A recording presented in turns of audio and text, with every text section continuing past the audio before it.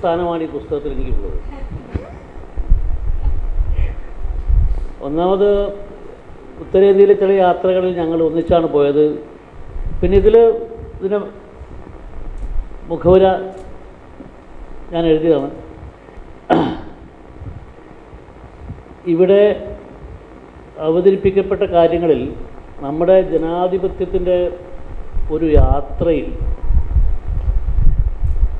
ഉണ്ടായിട്ടുള്ള വലിയ കുറവുകൾ, അതാണ് ഈ പുസ്തകം അടയാളപ്പെടുത്തുന്നത്. ആ പുസ്തകം അതിൻ്റെ ഒരുപാട് ചിത്രങ്ങൾ അവതരിപ്പിക്കണം. അപ്പോൾ ഞാൻ ഈ ആമുഖം എഴുതുമ്പോൾ തന്നെ ഞാനത് വളരെ പോസിറ്റീവായിട്ടുള്ള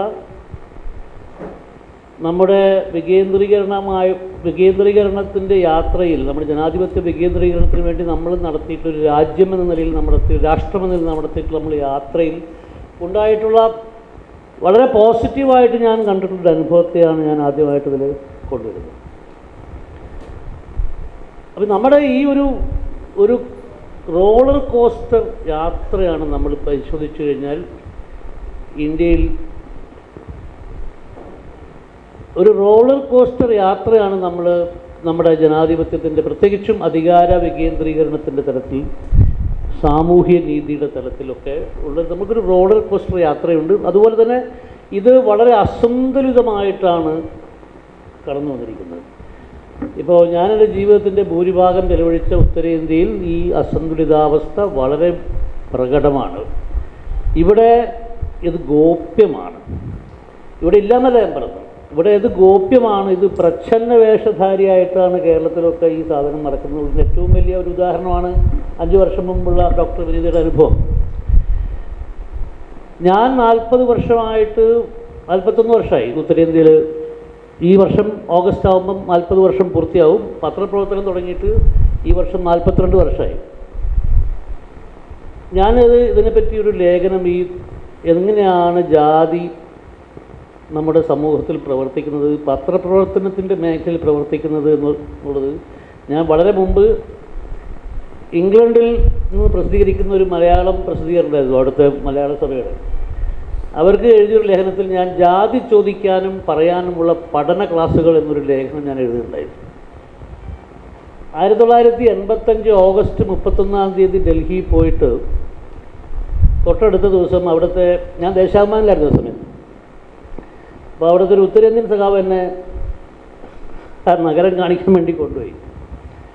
ഈ പാലിക ബസാർ എന്ന് വെച്ചാൽ ആ സമയത്ത് വലിയൊരു അത്ഭുതമാണ്. ഈ അണ്ടർഗ്രൗണ്ടിലുള്ള എയർ കണ്ടീഷൻ മാർക്കറ്റാണ്. അപ്പോൾ അതിൻ്റെ മുകളിൽ കൂടെ ഒക്കെ നടക്കാമോ. അപ്പോൾ അദ്ദേഹനോട് ചോദിച്ചു, ഇതിന് പേര് ഒരു നോർത്ത് ഇന്ത്യൻ കായസ് എന്ന് പറഞ്ഞിട്ടുള്ള വിചിത്രമായിട്ടൊരു ജാതിയാണ്, കണക്കപ്പിള്ളമാരുടെ ജാതിയാണ്. അപ്പോൾ അയാൾക്ക് കൃത്യമായിട്ട് ഈ വെങ്കടേഷ് രാമകൃഷ്ണൻ എന്നുള്ള പേര് കേട്ടപ്പോൾ അയാൾക്ക് കൃത്യമായിട്ട് മനസ്സിലായി. അപ്പോൾ അയാളോട് വിളിച്ചു, അബ് കോൺ ജാത്ത ഹേ, നിങ്ങളുടെ ജാതി എന്താ? അപ്പം ഞാൻ 1977 ഒക്കെ അടിയന്തരാവസ്ഥ കഴിഞ്ഞ കാലത്ത് കോളേജിൽ ചേരുകയും ആ ഒരു എമർജൻസി എക്സ്പീരിയൻസ് കഴിഞ്ഞ് വന്ന ഒരാളാണ്. അപ്പം ഞാൻ കണ്ണൂരിൽ നിന്നാണ്. അപ്പോൾ കുറച്ച് ചോപ്പ് കൂടുതലുള്ള സ്ഥലമാണല്ലോ. അത് ഞങ്ങളെ നാട്ടിലൊക്കെ ആരെങ്കിലും ജാതി ചോദിച്ചാൽ അപ്പം അടിയിട്ടു. വേറെ ചോദിക്കാനും പറയുന്നത്. ഇയാൾ എന്നോട് ചോദിക്കാൻ, ഇയാൾ അവിടുത്തെ ഒരു പ്രധാനപ്പെട്ട സഖാവാണ്. ആ കോൺ ജാത്തായിരുന്നു. അതിനൊരു വലിയ കൾച്ചർ ഷോക്കായിരുന്നു. പോയിട്ട് ഡൽഹിയിലെത്തി 2ാമത്തെ ദിവസം. പക്ഷേ ഞാൻ ആ ലേഖനം എഴുതുമ്പോഴേക്കും, അത് 2001 ആകുമ്പോഴേക്കും ആ ലേഖനം എഴുതുമ്പോഴേക്കും ഞാൻ ആരോടും ജാതി ചോദിക്കാൻ പര്യാപ്തനായിട്ടുള്ള ഒരു കക്ഷിയായിട്ട് മാറി. അതിൻ്റെ കാര്യം എന്താണെന്ന് വെച്ചാൽ, നമ്മൾ ചോദിക്കാത്ത, പക്ഷേ നമ്മളിങ്ങനെ നമ്മുടെ ഒരു സാമൂഹികമായിട്ടുള്ള സംഘടനയുടെയും ഇതിൻ്റെയൊക്കെ ഭാഗമായിട്ട് നമ്മൾ ജാതി ചോദിക്കാതിരിക്കുമ്പോൾ തന്നെ നമ്മുടെ ഉള്ളിൽ ഈ ജാതി ഉണ്ടെന്ന താങ്കളുടെ മുത്തച്ഛൻ്റെ ആ ഒരു സാധനം അത്. അപ്പം ഞാനിത് പറഞ്ഞെന്ന് വെച്ചാൽ ഇത് അവിടെ ഉത്തരേന്ത്യയിൽ അത്രമാത്രം ഗോപ്യമല്ല. പക്ഷേ ഞാൻ ഇതുപോലെയുള്ള ഒരു ചെറിയ പത്രത്തിൽ എനിക്കുണ്ടായിട്ടില്ല. എൻ്റെ പേര് കാരണം എനിക്ക് ഒരുപാട് ഗുണമുണ്ടായിട്ട്. ഇദ്ദേഹത്തിൻ്റെ അടുത്ത് നിങ്ങളുടെ അനുഭവം ഉണ്ടായി മധ്യത്തിൽ എൻ്റെ പേര് കണ്ട് എൻ്റെ ജാതി മനസ്സിലാവാത്തതിൻ്റെ ഒരു പ്രശ്നം ഉണ്ടായെങ്കിലും ഞാൻ ഈ 40 വർഷമായിട്ട് ഡൽഹിയിൽ മാധ്യമപ്രവർത്തനം നടത്തുന്ന സമയത്ത്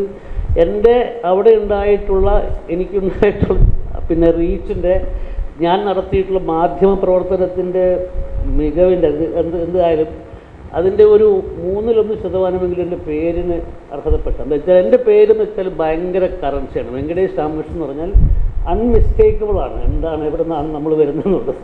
അപ്പോൾ അതുകൊണ്ട് സംബന്ധം വെച്ചാൽ ആ സമയത്ത് ഞാൻ അവിടെ ഡൽഹിയിലുള്ള സമയത്ത് സണ്ണിക്കുട്ടി അബ്രഹാം മാതൃഭൂമിയുടെ ലേഖനമായിട്ട് അവിടെ ഉണ്ട്. സണ്ണിക്കുട്ടി വിളിച്ചാൽ എടുക്കാത്ത ഫോണുകൾ, സണ്ണിക്കുട്ടിക്ക് മുമ്പിൽ തുറക്കാത്ത വാതിലുകൾ വെങ്കടേഷ് രാമകൃഷ്ണൻ, ദേശാഭിമാനി എന്ന ചെറിയ പത്രത്തിൻ്റെ പ്രതിനിധിയായിട്ടുള്ള വെങ്കടേഷ് രാമകൃഷ്ണൻ വിളിച്ചാൽ തുറക്കും. അതിന് കാര്യം നമ്മൾ വേറെ ആലോചിക്കേണ്ട കാര്യമൊന്നുമില്ല, അത് ബേസിക്കായിട്ടുള്ള പേരിൻ്റെ പേരുള്ള സാധനമാണ്.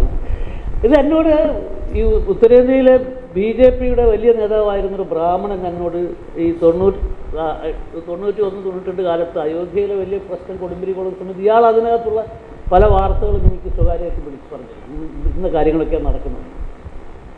അപ്പോൾ ഞാൻ ചോദിച്ചു, സന്തോഷം, വളരെ താങ്ക് യു, പക്ഷെ എന്താണ് നിങ്ങളുടെ ഒരു പ്രചോദനം എന്താണ് ഇങ്ങനെ സാധനം? നമ്മളെല്ലാം ഒരേ ആൾക്കാരില്ല, എന്തൊക്കെ പറഞ്ഞാലും നിങ്ങളവിടെ വെക്കുന്നുള്ള ആൾ ഞാനിവിടെ പറയും, നമ്മളെല്ലാം ഒരേ ആൾക്കാരല്ലേ എന്ന് പറഞ്ഞു. അപ്പോൾ പക്ഷെ ഞാനീ പറയുന്നത് ഇതൊരു റോളർ കോസ്റ്ററാണ്. ഇത്തരം പുസ്തകങ്ങൾ എഴുതേണ്ട ആവശ്യം ഞാൻ 87 കണ്ടിട്ടുള്ള അവിശ്വസനീയമായിട്ടുള്ള ഒരു അധികാര വികേന്ദ്രീകരണ പ്രയോഗത്തെ പറ്റിയാണ് ഞാൻ ഈ പുസ്തകത്തിൻ്റെ തുടക്കത്തിൽ എഴുതുന്നത്. ഇതിപ്പം പുസ്തകം വാങ്ങി വായിക്കുക, ഞാനത് ഇവിടെ രണ്ടാമതും പറയുന്നില്ല. ഇത് പറയാത്തൊന്ന് രണ്ട് കാര്യങ്ങൾ കൂടെ പറയാനാണ്. അപ്പോൾ അന്ന് അശോക് മിത്ര എന്ന് പറയുന്ന വളരെയധികം ഒരുപക്ഷെ ഒരു ട്രൂ ഇൻ്റലക്ച്വൽ, യഥാർത്ഥ ബുദ്ധിജീവി എന്ന് വിശേഷിപ്പിക്കാവുന്ന അശോക് മിത്രയായിരുന്നു അന്ന് പശ്ചിമ ബംഗാളിൻ്റെ ധനമന്ത്രി. അപ്പോൾ അദ്ദേഹത്തോട് ഞാൻ ചോദിച്ചപ്പോൾ അദ്ദേഹം പറഞ്ഞതെന്ന് വെച്ചാൽ 50കളിൽ തുടങ്ങിയൊരു പ്രക്രിയയാണ്.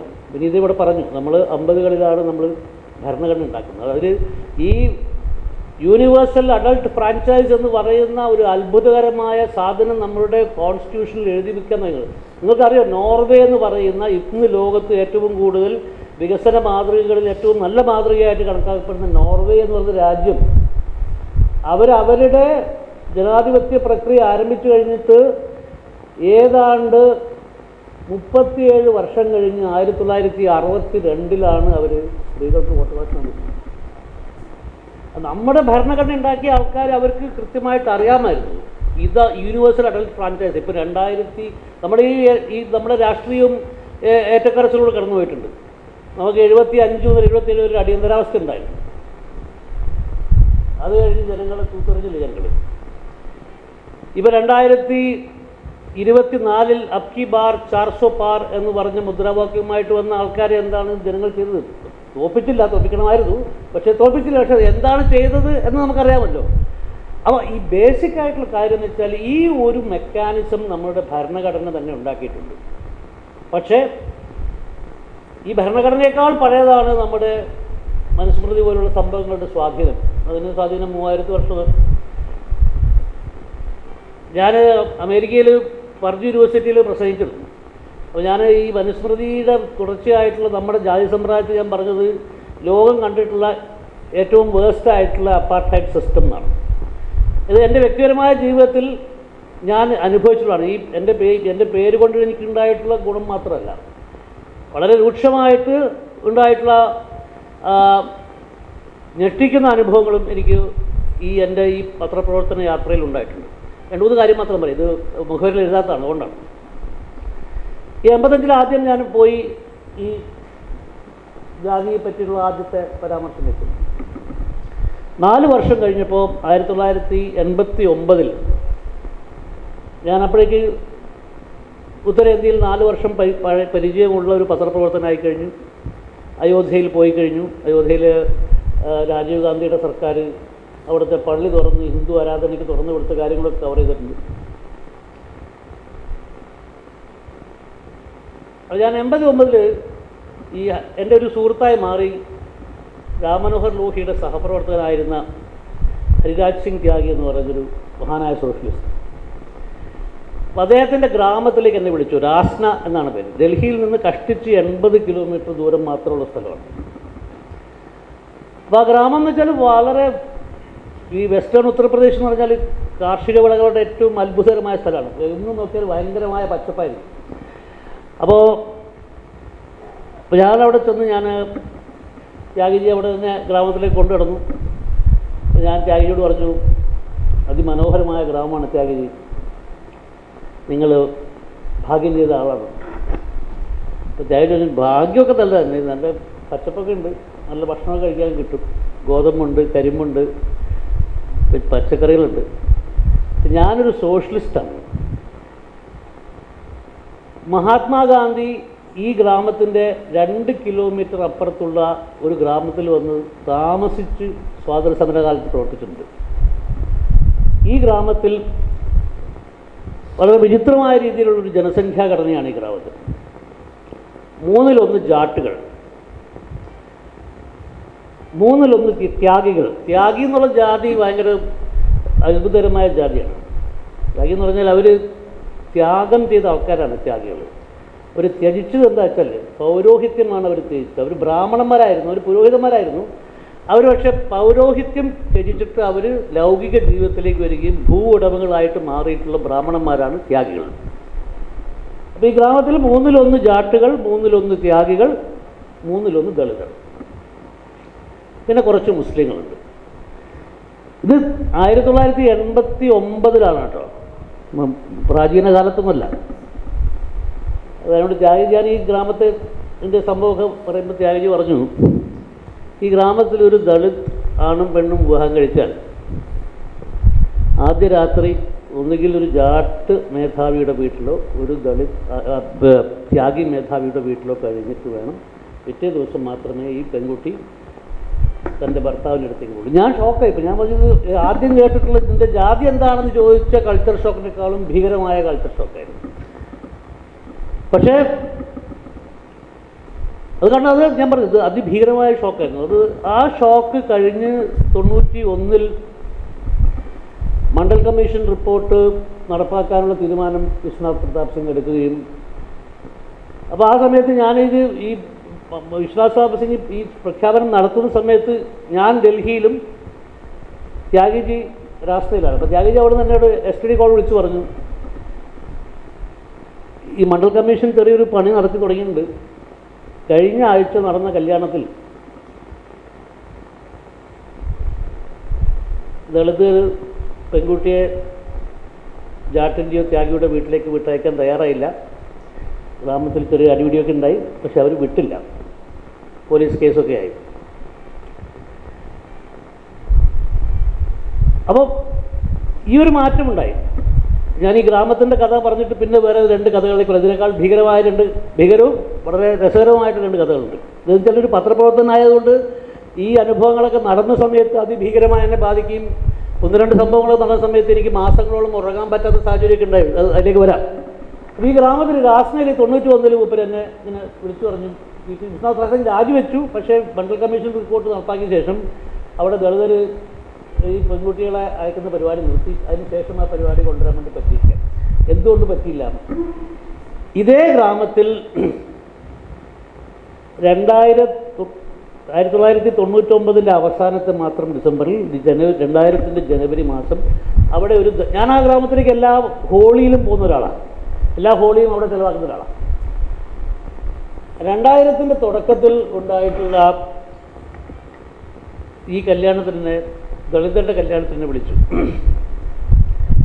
ഇപ്പോഴും നമുക്ക് വായിക്കാൻ പറ്റും. പലപ്പോഴും ഈ ദളിതർക്ക് ബാറാത്ത് നടത്താൻ വേണ്ടി കല്യാണ ഘോഷയാത്ര നടത്താൻ പുറപ്പെട്ടപ്പം വരെന്നെ വെടിവെച്ച് കൊന്നു, തട്ടിക്കൊന്നു, കാൽ വെട്ടിയെന്നൊക്കെ പറയുന്ന സമയം ഇപ്പോഴും വായിക്കാം. ഇപ്പോഴും രാജസ്ഥാനിലും. പക്ഷേ ഈ രാജസ്ഥാൻ എന്ന് പറയുന്ന ഈ ഗ്രാമത്തിൽ സംഭവിച്ചതെന്ന് വെച്ചാൽ 2000 തുടക്കത്തിൽ അവിടെ ഒരു ദളിത് കല്യാണത്തിന് എന്നെ വിളിക്കുകയും ഞാൻ ആ കല്യാണത്തിൽ പങ്കെടുക്കുകയും ചെയ്തപ്പോൾ ആ ഗ്രാമത്തിൻ്റെ ചരിത്രത്തിൽ ആദ്യമായി ദളിതർ ബാറാത്ത് എന്ന് പറയുന്ന വിവാഹ ഘോഷയാത്ര നടത്തി. ആകാശത്തേക്ക് 10 കള്ളത്തോക്ക് വെടിച്ചില്ല. ലൈസൻസ് ഉള്ള തോക്കല്ല, കള്ളത്തോക്കാണ്. കള്ളത്തോക്ക് 10 എണ്ണം അവർ വെടിവെച്ചു. എന്തായാലും മെസ്സേജ് വളരെ സിമ്പിളാണ്, തോക്ക് എൻ്റെ കയ്യിലുണ്ട് മോനെ എന്നാണ്. അപ്പോൾ ബേസിക്കായിട്ടുള്ള സംഭവം എന്ന് പറഞ്ഞാൽ ഈ ഒരു റോളർ കോസ്റ്ററിൽ കൂടെ കണ്ടു. പക്ഷേ ഇത് നടന്നിട്ട് 91 ഞാൻ രാഷ്ട്രീയയിൽ നിന്ന് കേട്ട ഈ അനുഭവത്തിന് ശേഷം 92 ബീഹാറിലെ ആറ എന്ന് പറയുന്ന ഒരു സ്ഥലത്ത് രഘുനാഥ്പൂർ എന്ന് പറയുന്ന ഒരു ഗ്രാമത്തിൽ ഞാൻ കാരണം 4 ദളിതരുടെ ജീവിതം നഷ്ടപ്പെട്ടു. അവിടെ എൻ്റെ അളിയൻ, എൻ്റെ സഹോദരിയുടെ ഭർത്താവ് അവിടെ കാനറ ബാങ്കിൽ ബ്രാഞ്ച് മാനേജറായിട്ട് വർക്ക് ചെയ്യായിരുന്നു. അപ്പോൾ ഞാൻ അവിടെ ഇടയ്ക്കിടയ്ക്ക് ഫ്രണ്ട് ലൈനിൻ്റെ പേരിൽ സ്റ്റോറി ഉണ്ടാക്കിയിട്ട് അവിടെ പോകും. ചില മൂപ്പരൊറ്റയ്ക്കാണ്, മൂപ്പര് ബോംബെയിൽ നിന്ന് ട്രാൻസ്ഫറായി പോയതാണ്. അപ്പോൾ വീട്ടുകാർക്കൊക്കെ അവിടെ ഈ ആറേൽ നക്സലൈറ്റുകളും ഭൂമിഹാർ സേനയുമായിട്ട് നിരന്തരമായിട്ട് സംഘർഷം നടക്കുന്ന സ്ഥലമാണ്. അപ്പോൾ അതുകൊണ്ട് മൂപ്പരെ അവിടെ ഒറ്റയ്ക്കാക്കിയിട്ട് എൻ്റെ ചേച്ചിയും മക്കളൊക്കെ ബോംബെ തന്നെ തുടരുകയായിരുന്നു. ഇവിടെ ബീഹാറിൽ പോയാൽ നല്ല വിദ്യാഭ്യാസമൊന്നും കിട്ടില്ല അതുകൊണ്ട്. ഇതെൻ്റെ പുസ്തകത്തിൽ ഞാൻ എഴുതിയുള്ള സാധനമാണ്, ഇത്രയും വിശദമായിട്ട് എഴുതിയിട്ടില്ല. അപ്പോൾ ഞാനവിടെ ഗ്രാമത്തിൽ ഇടയ്ക്കിടയ്ക്ക് പോകുന്നിട്ട് അവരുടെ മൂപ്പർക്കൊരു വേലക്കാരനായിരുന്നു പ്യൂണിൻ്റെ ഒരു അനിയനുണ്ടായിരുന്നു. 21 വയസ്സായിട്ടുള്ളൂ, പക്ഷേ 2 കുട്ടികളുണ്ടായിരുന്നു. 12 വയസ്സിൽ അവൻ്റെ ഭാര്യയ്ക്ക് 12 വയസ്സുള്ളപ്പോൾ കല്യാണം കഴിച്ചതാണ്, ബാലവിവാഹം. അപ്പോൾ 21ാമത്തെ വയസ്സിൽ അയാൾക്ക് 6 വയസ്സുള്ളൊരു കുട്ടിയുണ്ട്, പിന്നെ 3 വയസ്സുള്ളൊരു 6 വയസ്സും 3 വയസ്സുള്ള 2 കുട്ടികളുണ്ട്. അപ്പോൾ ഞാനവിടെ ഗ്രാമത്തിൽ ഇടയ്ക്കിടയ്ക്ക് പോകുമ്പോൾ ഞാൻ പറയും, ഇങ്ങനെ അവരോട് പറയും, അവരുടെ കൂടെ ചായ കുടിക്കും, അവരുടെ വീട്ടിൽ പോയി ഇങ്ങനെ കുത്തിരിക്കുകയും ചെയ്യും. നമ്മൾ ഈ പഴയ SFI ഒക്കെ ആണല്ലോ. അപ്പോൾ അവനെപ്പോഴും പറയും, സാബ് ऐसे मेरे पास मत आके मेरा घर में आके बैठना नहीं, भूमिहार लोगों को पसंद नहीं आएगा. അപ്പം ഞാൻ അതൊന്നും പ്രശ്നമല്ല, നമ്മളിങ്ങനെ നിസ്സാരവൽക്കരിച്ച് അവസാനം ഞാൻ ഇവനെ നിർബന്ധിച്ച്, ഇവൻ്റെ 6 വയസ്സുള്ള കുട്ടിയെ സ്കൂളിൽ ചേർക്കാൻ വേണ്ടി ഞാൻ നിർബന്ധിച്ച്. അവനപ്പോഴും പറയുന്നുണ്ട് ചെയ്യേണ്ടത് കുഴപ്പമാവും. അപ്പോൾ ഉത്തരേന്ത്യയിലെ ക്ലാസ്സുകൾ ആരംഭിക്കുന്നത് മാർച്ചിലാണ്. ചില മെയ് ജൂൺ മാസങ്ങളിൽ കൊടും ചൂടായതുകൊണ്ട് മാർച്ച് ഏപ്രിൽ മാസം നമ്മൾ ജൂണിൽ തുടങ്ങുന്ന പകരം അവർ മാർച്ചിൽ ക്ലാസ് തുടങ്ങി, മാർച്ച് ഏപ്രിലിൽ ക്ലാസ് നടത്തി, പിന്നെ മെയ് ജൂൺ അവധിയാണ്. ഞാൻ അവനെ നിർബന്ധിച്ച് സ്കൂളിൽ ചേർക്കണം എന്ന് പറഞ്ഞിട്ട് പോകുന്നത് ഫെബ്രുവരിയിലാണ്. പിന്നെ ഞാൻ മാർച്ചിൽ പോകുന്ന സമയത്ത് ഇവൻ 21 വയസ്സുള്ള ഈ പയ്യൻ, 18 വയസ്സുള്ള അവൻ്റെ ഭാര്യ, 6 വയസ്സുള്ള ഈ ആദ്യത്തെ കുട്ടി, സ്കൂളിൽ ചേരേണ്ടിയിരുന്ന കുട്ടി, 3 വയസ്സുള്ള അവൻ്റെ അനിയത്തി, എല്ലാവരെയും ചുട്ടു വന്നു. ഞാൻ ആ ഗ്രാമത്തിൽ പോകുമ്പോൾ എനിക്ക് കിട്ടുന്ന അനുഭവം അതാണ്. ഇപ്പോൾ ബീന അവർക്കുണ്ടായിട്ടുള്ള, അവർ ഗവേഷണ വിധേയമാക്കിയിട്ടുള്ള സ്ഥലങ്ങളിലേക്കൊക്കെ 10 വർഷം കഴിഞ്ഞ് തിരിച്ചുപോയി എന്ന് പറയുന്നു. ഞാൻ ഈ മാർച്ചിൽ തിരിച്ചു പോയ ശേഷം അന്ന് തന്നെ അവിടുത്തെ ഈ കൊല്ലപ്പെട്ട ചെറുപ്പക്കാരൻ്റെ മൂത്ത സഹോദരൻ, അയാളെൻ്റെ അളിയൻ്റെ കൂടെ വർക്ക് ചെയ്യുന്ന ആളായിരുന്നു. അയാൾ അന്ന് തന്നെ പറഞ്ഞു, കുറച്ച് മോശമായ മുൻവാചകങ്ങളൊക്കെ പറഞ്ഞിട്ടാണ് പറഞ്ഞത്, മേലാൽ ഇവിടെ കണ്ടുവരുന്നത് ഈ ഗ്രാമത്തിൽ. അത് ഞാൻ ഒരിക്കൽ കൂടെ പോകാൻ ശ്രമിച്ചു, പക്ഷേ അവർ ആ ഗ്രാമത്തിലേക്ക് എനിക്ക് പ്രവേശനം നിഷേധിച്ചിരിക്കുകയാണ്. എന്ന് പറഞ്ഞാൽ ഇവിടെ വന്ന് ഇല്ലാത്ത വിപ്ലവമൊക്കെ പറഞ്ഞ് 4 പേരെ കൊലക്ക് കൊടുത്ത കക്ഷിയാണ്. എനിക്ക് സത്യത്തിൽ എൻ്റെ ജീവിതത്തിലെ ഏറ്റവും കൂടുതൽ ഞാൻ മാനസികമായിട്ട് ട്രോമ അനുഭവിച്ചിട്ടുള്ള ഒരു 6-7 മാസം ആണ് ആ അനുഭവം സൃഷ്ടിച്ചത്. പക്ഷേ ഞാൻ പറഞ്ഞില്ല, ഈ ഏറ്റക്കുറച്ചിൽ, ഞാനിത് ഇന്ത്യയുടെ ഈ പറഞ്ഞ രീതിയിലുള്ള വലിയ രീതിയിലുള്ള ഏറ്റക്കുറച്ചിലുകളിൽ കൂടെ കടന്നു പോകുന്നതിനിടയിൽ ഞാനും ഒരുവിധം അതിനെയൊക്കെ അഡ്ജസ്റ്റ് ചെയ്തു. എനിക്കുണ്ടായിട്ടുള്ള വളരെ എനിക്ക് ഹൃദയംഗമമായി തോന്നിയിട്ടുള്ള ഒരു അധികാര വികേന്ദ്രീകരണ അനുഭവം കൂടെ പറഞ്ഞിട്ട് ഞാൻ നിർത്താം. ഇത് 98 നടക്കുന്നത്. 92 ഞാൻ കാരണം ഈ 4 കുട്ടികൾ മരിക്കുന്നത്. 98 ലോക്സഭാ തെരഞ്ഞെടുപ്പ് നടക്കുന്ന ദിവസം ഞാൻ വാരണാസിയിൽ നിന്ന് ലക്നൗവിലേക്ക് കാറിൽ യാത്ര ചെയ്യുകയാണ്. ഇത് ഞാൻ എഴുതിയിട്ടുണ്ട്, ഈ പുസ്തകത്തിലില്ല, ഇത് ഫ്രണ്ട് ലൈനിൽ.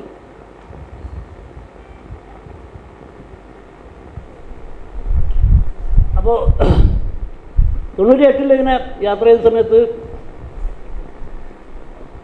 മിർസാപൂർ എന്ന് പറയുന്ന മണ്ഡലത്തിൽ അന്ന് പൂലൻ ദേവി മത്സരിക്കുന്നുണ്ട്. പൂലൻ ദേവി അതിനു മുമ്പേ 96 തന്നെ MP ആണ്, സമാജ്വാദി പാർട്ടിയുടെ MP ആണ്.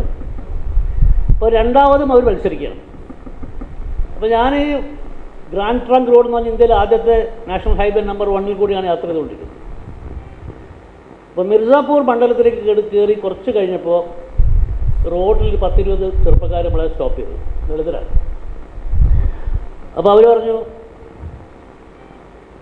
ഞങ്ങൾ 1952 തിരഞ്ഞെടുപ്പ് തുടങ്ങിയ പിന്നെ ഞങ്ങളുടെ സമുദായത്തിന് ഇവിടെ വോട്ട് ചെയ്യാൻ പറ്റില്ല. ഞങ്ങൾ 50% ഠാക്കൂറുകളും 50% ദളിതുകളും ഉള്ള ഗ്രാമമാണത്. ഞങ്ങളെ വോട്ട് ചെയ്യാൻ അനുവദിച്ചിട്ടില്ല. അപ്പോൾ ആ ഇലക്ഷനിൽ 98 TN ശേഷനാണ് ഇലക്ഷൻ കമ്മീഷണർ നമുക്ക് സ്പെഷ്യലായിട്ടുള്ള ഈ പോളിംഗ് ബൂത്തിലൊക്കെ കയറി പരിശോധിക്കാനുള്ള സംഭവമൊക്കെ തന്നിരുന്നത്. അപ്പോൾ ഞാൻ പറഞ്ഞു വണ്ടി അങ്ങോട്ട് എടുക്കാൻ. അപ്പോൾ ഈ മെയിൻ റോഡിൽ നിന്ന് ഒരു 10 കിലോമീറ്റർ അകത്തേക്ക് പോകണം. അങ്ങനെ 10 കിലോമീറ്റർ അകത്ത് പോയി കുണ്ടും കുഴിയൊക്കെയുള്ള വഴിയാണ്, മര്യാദയ്ക്കൂടെ റോഡൊന്നുമില്ല. അങ്ങനെ അവിടെ ചെന്നപ്പോൾ പോളിംഗ് ബൂത്തിൽ കയറിയപ്പോൾ എല്ലാ പാർട്ടിയുടെ ഏജൻറ്റുമാരുണ്ട്. ഇവർ പൂരഞ്ചേരി മത്സരിക്കുന്ന സമാജ്വാദി പാർട്ടിക്കാണ്. സമാജ്വാദി പാർട്ടിയുടെ ഏജൻറ്റുണ്ട്, ഭാരതീയ ജനതാ പാർട്ടിയുടെ ഏജൻറ്റുണ്ട്, കോൺഗ്രസിൻ്റെ ഏജൻറ്റുണ്ട്, എല്ലാ പാർട്ടിയുടെ ഏജൻറ്റുണ്ട്, എല്ലാം ഠാക്കൂർമാരാണ്. അപ്പോൾ അവരൊക്കെ ഒറ്റയടിക്ക് പറയാണ് ഇവിടെ യാതൊരു കുഴപ്പവുമില്ല, ഞങ്ങളെല്ലാവരും വോട്ട് ചെയ്യാൻ സമ്മതിക്കുന്നുണ്ട്, ഇവർ വെറുതെ കള്ള വോട്ട് ചെയ്യാൻ വേണ്ടി നോക്കിയിട്ട് പ്രശ്നം ഉണ്ടാക്കുകയാണ്. അപ്പോൾ ഞാൻ പറഞ്ഞത് നിങ്ങളെ പാർട്ടിയുടെ, നിങ്ങൾ പറയുന്നത് പൂരൻദേവിക്കാണ് വോട്ട് ചെയ്യുന്നത്, നിങ്ങളുടെ പാർട്ടിയുടെ ഏജൻ്റ് ഉണ്ട്, അയാളും പറയുന്നു ഒരു പ്രശ്നമില്ല ഇവിടെ, ഞാനെന്താ ചെയ്യുക, പറഞ്ഞു ഇവരെ കളവ് പറയാമെന്നൊക്കെ അവർ പറയുന്നുണ്ട്. അങ്ങനെ ഞാൻ പറഞ്ഞു എനിക്കൊന്നും ചെയ്യാനില്ലെന്ന് പറഞ്ഞ് ഞാൻ അവിടെ നിന്ന് പുറത്തിറങ്ങി പോളിംഗ് ബൂത്തിൽ നിന്ന്. ഇറങ്ങിയപ്പോൾ ഈ ഗ്രാമത്തിലേക്ക് 2 സുമോ വണ്ടി അങ്ങനെയൊക്കെ വന്നു. എൻ്റെ മുമ്പിൽ ഇപ്പോഴും ഭയങ്കര ആ ചിത്രമുണ്ട്. ഞാൻ ജീവിതത്തിൽ കണ്ടിട്ടുള്ള ഏറ്റവും വലിയ രാഷ്ട്രീയ ഇടപെടലിൽ ഒന്നെന്ന് ഞാൻ വിചാരിക്കുന്നതാണ്. ആ സുമോ വണ്ടികളിൽ നിന്ന് പൂരൻദേവി പുറത്തിറങ്ങി. അപ്പോൾ അവർ പുറത്തിറങ്ങി വന്നപ്പോൾ ഞാനും അവരെ കൂടെ പിന്നെ രണ്ടാമത് ഞാൻ പോളിംഗ് ബൂത്തിലേക്ക് കയറി. അപ്പോൾ ഒരു ബാരാബങ്കിയിൽ നിന്നുള്ള ബ്രാഹ്മണനാണ്, ഒരു രാംബീർ വർമ്മ എന്ന് പറഞ്ഞിട്ടുള്ള ഒരു കക്ഷിയാണ് അവിടുത്തെ പോളിംഗ് ഏജൻറ്റ്, മറ്റേ ഓഫീസർ, പോളിംഗ് ഓഫീസർ. അപ്പോൾ അവർ ഇങ്ങനെ പോളിംഗ് ബൂത്തിനെ ഇങ്ങനെ സാരി എടുത്തിട്ടാണ് വരുന്നത്. പൂരൻദേവി അവരുടെ നേതാക്കന്മാരൊക്കെ വരുന്ന പോലെ ഇങ്ങനെ കൈയൊക്കെ പിനി കുപ്പി വന്നു. ഞാൻ ആദ്യം ഹിന്ദി പറയാം, ഹിന്ദി മനസ്സിലാവാത്ത ആൾക്കാരാണ് ഞാനിത് ട്രാൻസ്ലേറ്റ് ചെയ്യാം. ചിലത് അങ്ങനെ പറഞ്ഞാലേ അതിൻ്റെ എഫക്റ്റ് കിട്ടും. അപ്പോൾ അവർ പറഞ്ഞു मैं बहुत विनम्रता से बोलती हूँ यहाँ सबको സഹി സലാമത്ത് വോട്ട് देने का मौका दीजिएगा. ഞാൻ വളരെ വിനയത്തോടെ പറയുന്നു, ഇവിടെ എല്ലാവർക്കും വോട്ട് ചെയ്യാനുള്ള അവസരം താങ്കൾ പോളിംഗ് ഓഫീസർ ഒരുക്കണം. അത് പറഞ്ഞു, ഇങ്ങനെ പറഞ്ഞു. ഒരു മിനിറ്റിൻ്റെ ഒരു പോസ് കഴിഞ്ഞ് കൈകനെ വെച്ചു. ഒറ്റ വാതിലേ പറഞ്ഞിട്ട് ആപ് തോ ജാനത്തെ ഹോങ്കെ മേ ദൂസരി തരഫ് ഭി ബാത് കർ സക്തി ഹൂം. ചിലപ്പോൾ നിങ്ങൾക്കറിയാമായിരിക്കാം എനിക്ക് വേറെ വിധത്തിലും സംസാരിക്കാൻ അറിയാം. എന്ന് വെച്ചാൽ എന്ന് പറഞ്ഞാലേ 52 ആളെ കൊന്ന ആളാണ് ഞാൻ, അതിന് ജയിലിൽ പോയി വന്ന ആളാണ്.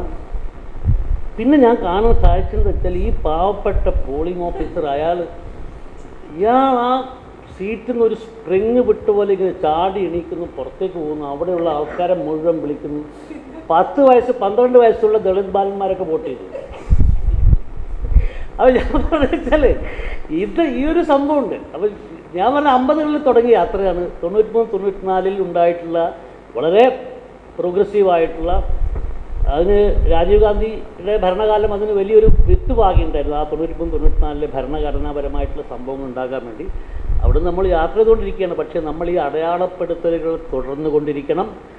ഡോക്ടർ വിനീതയെ പോലുള്ള ആൾക്കാർ വീണ്ടും വീണ്ടും ഈ പുസ്തകത്തെപ്പറ്റി സംസാരിച്ചുകൊണ്ടിരിക്കണം. തൽക്കാലം കൂട്ടുപ്രതി നൽകി ഇത്രേ പറയാനുള്ളൂ. നന്ദി, നമസ്കാരം.